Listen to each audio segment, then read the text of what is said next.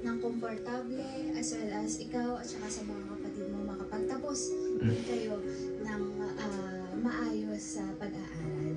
So ma'am, wala ka nang po problemahin, Ma'am Emily and Janine. Balance sa iyong graduation fee and tuition fee, mababayaran mo na 15,720.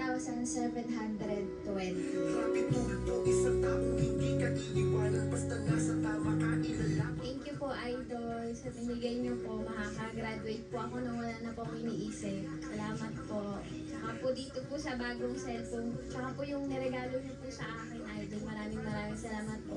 Gagamitin ko po yun kapag po nakatapos ako, magsisimula pa ako ng business. Maraming salamat po.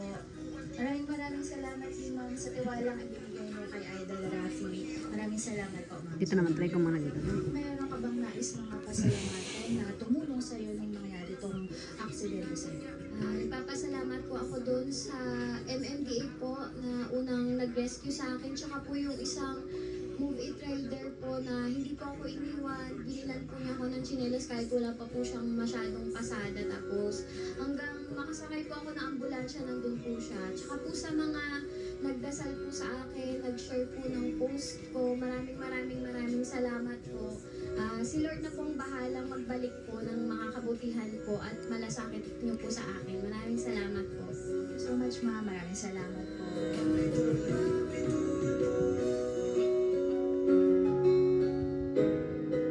Hindi pa rin nahanap, hindi niya mahanap.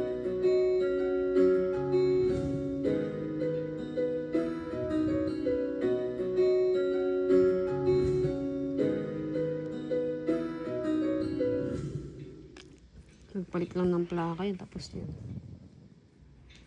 Ito, tanggalin mo. Ito. Ano pangalan ng babae? Mian. Sige. Ano, Mian, ano apelido? Yun lang, Mian lang yung naan sa... Jesus, matis. Gwapo ka sana rin eh. Huwag ganyan pag ganun. Hindi, inano. Uy, dapat ka talaga ba? Gusto ko na pupukin eh. Kaninang unang tawag, ma'am, kinabahan pa naman ako. Kasi, for the first time kung nakausap yung mga sekretarya ni President ko. Baka akala nire-reklamo mga ipit. Ganyan yun eh.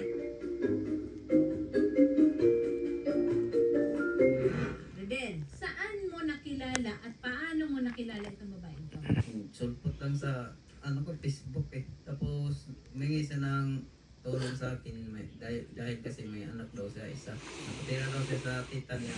Humingi siya ng tulong sa akin na makapunta dito ng Manila para makaiwas sa tita niya. Saan ba siya? Nasaan ba siya daw? Burunggan sama. Mga Burungan? mo na siyang kilala Yun yung bago ano siya eh. humingi ng tulong? Mga buwan na siguro. Parang Nagligawan kayo. Yung fantasy. ano ko sa kanya, Kasi love ang tawagan nyo eh. Paano ba nagsimula maging love ang tawagan nyo? yung naawa ako sa kanya, niligawan ko. Pwede mo edad doon? 32. Pang ilang girlfriend mo na to? Ayun, mga ang hirap yun. Parang ginigilig ka. Okay na, wait lang. Wait lang ako na. Yung una mong girlfriend. malabo din. So, nakakausap mo ba siya or chat lang? Chat lang po. Dati, naka-jokol ko sana siya, kaso bigla lang na ano. Okay na. Eh, hindi nga natin sigurado Kita mo? kung talagang nasa litrato, di ba? Kapon, tinignan ko yung mga picture niya sa Facebook. Iba na. Parang nawala na yung iba. Parang pinag-delete na niya. Pero hindi ko sinabi sa kanya na nandito ako. Manawagan ka nga muna. Anong tawagan ninyo? Love. Yun, galing. Uy, dapat ka talaga ba? Gusto Okay ko na. na pupukin eh. Ano to? Saan? Mga ano, stable. Ayun o, kita mo? Tanggalin mo. Ingrown. Mahirap ano yan eh. Baka sumakit eh. Oo, wag na. Kaya mo lumabas na lang. So, mga blackheads, so kita mo?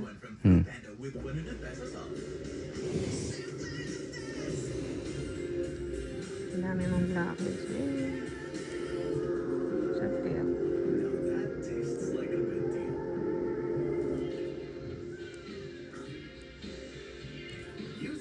Oh, naklik ko na ah. Ba't di ka pa rin Saan ka nagantay? Doon sa Cubao. Saan? Kaya na mga pabaka ng Bulacan. Sa Pampanga. Eto kasi doon daw siya dadating.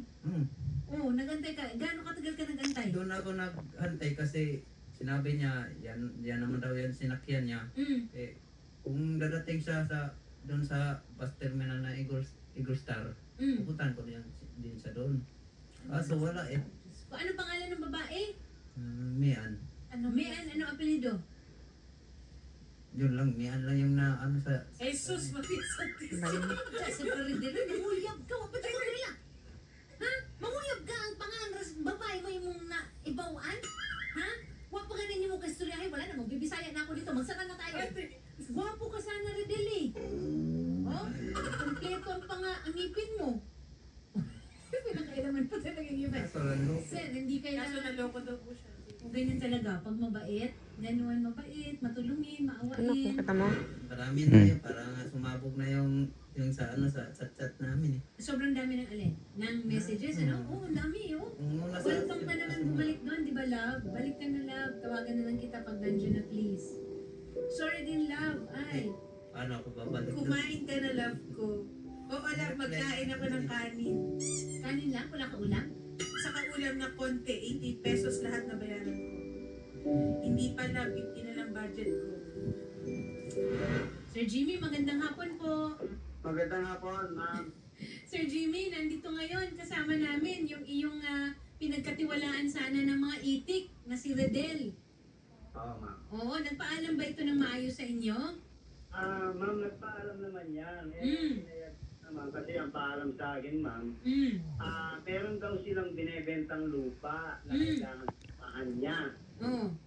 Ako naman, pinayagan ko, gawa nung yun nga, pagka hindi daw nakapirma ng, ewan ko kung yung pipirma, siguro titulo o Hindi ako yun. pinayagan ko siya umalis hanggang sa, Mata ko. Kailan po ba ito umalis? Kailan umalis sa inyo? ma'am, siguro may mga 3 days na niya. Gano'ng katagal na po ba sana si Redel sa inyo? Ma'am, nasa 2.5 months na. Pero, Maayos ba ang trabaho? kung minsan, ma'am, kung sabi nga ng iba, kung di mo pukpukin, Pag yun naman pukpukin, sir, taga-kamotes ito, Bisaya ito sa amin eh. Ito na nga, sir, nagsumbong. Hindi naman... pero pagka yung sinabihan mo, gagawin naman, ma'am. Maayos naman. Maayos naman. Siya lang po ba mag-isa dyan sa mga itikan? Ma'am, ang tao ko, bali dalawa sila. Dalawa sila sana. Pero magkahiwalay ng building, ng itik. Ngayon, sir, ito, mangungumpisal na lang kami sa inyo. Meron, tanungin ko lang doon na ba tinuray kay pirmahan nandong? Wala. Ano, pipirmahan ka para daw sa lupa, may bebe. Ba't ka ba umalis? Ano ba sabi mo? Yun lang ang paalam. Yung dahilan mo, nagsinungaling ka pa sa amo mo, hindi mo sinabi na, Sir Jimmy, alam mo kung anong totoo, Sir Jimmy? Ano, Ay ma'am? makikipagtagpo siya sa kanyang love, si Mayan. Yan lang hindi ko alam kasi hindi ko na naman sila pinagkikiraman sa mga. Mag-eyeball sana sila. Eyeball pa ba tawag? O dit, napakaluma mo. Meet up. Napudol siya, gano'n, ma'am. Ano kita mo? Napudol. Na love scam kami. Nagbigay pa ng, magkano lahat ang nabigay mo? Yung 3,000. May 3,000 pesos ako nakita dito na Gcash. Naubos ang sweldo. Ilang beses ba itong pinadala? Kapila ka nagpadadong. yan lang. Saka Ito lang. yung 200.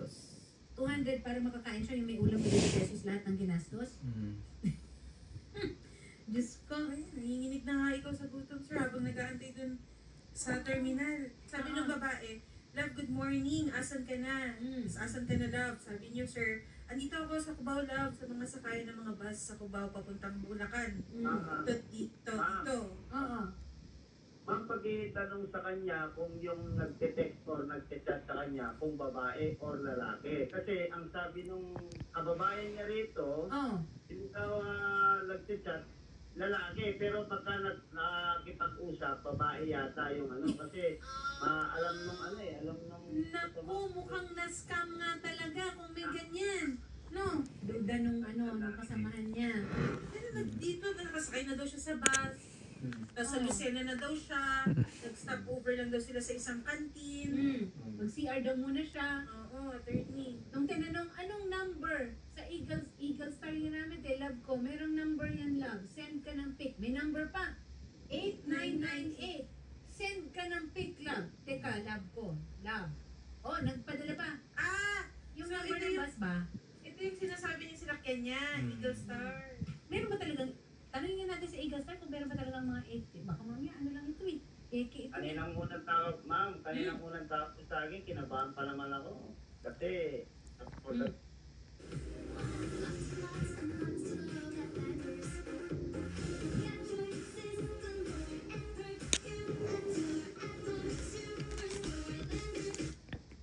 the third time kung nakausap yung mga sekretarya ni Sir Tulfo. Baka akala nire-reklamo mga itik. Ang sarap kaya pag dito tinatanggal. Sir Jimmy, babalik pa kaya ikaw, Sir Redel? Oh, ano gusto mo? Bumalik ka na, may trabaho ka oh. Uwi mo lang muna doon ako Saan? sa amin. Kasi nahiya din ako doon eh. Babalik ako eh. Sir Jimmy, pwede bang bumalik dyan si Redel, magtrabaho? Sa akin naman, ma'am, okay lang naman. Siya, baka mamaya. Nahihiya daw siya, sir. Oo, ma'am. Alam ko naman yun, sigurado mahihiya dahil unang-una, wala pinakitang masama. Puro kabutihan ang pinapakita ko sa mga tao kasi Tama. mahirap. Oo. At ayaw kong mag-amak ng kapwa. Eh, ang bait-bait naman pala ni Sir Jimmy. Sandali, ang tanong ko, mababait ba ang mga itik? Kasi kung hindi mabait ang itik, huwag na tayong bumalik doon. Ha? Okay lang. Ha?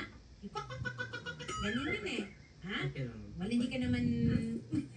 Pero patakti, huwag mo katawanan. Okay lang sa akin, ma'am, babalik si Redel. Uy. Okay lang. Redel, balik lang mo sa intawon doon dito dong, ha? Tulungan natin siya. Makabalik muna kayo, Sir Jimmy.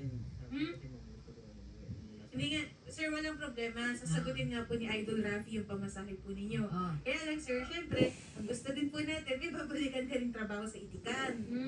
Opo. Walang problema, sir. Nakikinig po si Idol. Sasagutin daw po niya yung pamasahe niya. Pero pagbalik mo ng Kamotes, wala namang trabaho nag-aantay sa'yo doon. Sino uuwian mo? May bahay ako doon kasi kaso lang na nagiba yung bahay ko doon.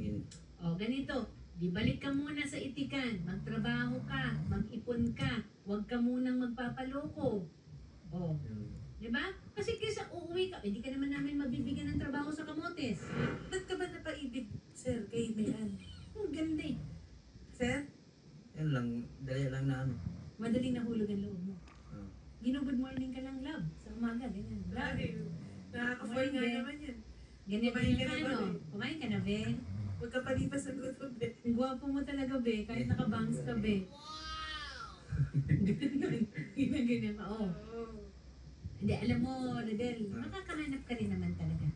Oo. Pero wag ka muna, unang-una, number 1, wag magtitiwala kung hindi mo pa nakikita. Kahit man lang video call na hindi ganyan. Tama nga naman, baka hindi talaga babae yung kausap mo. At higit sa lahat, pag nangihingi ng pera, naku, ano yun, warning na kaagad yun. Doon lang muna ako sa amin. Okay lang. May mga kapatid ka pa ba doon? Nandun yung kuya ko, nandun sa ano. Patawad, love, sa lahat-lahat ng ginawa ko sa'yo. Pagsakay ko sa terminal, pumunta yung kita ko sa terminal.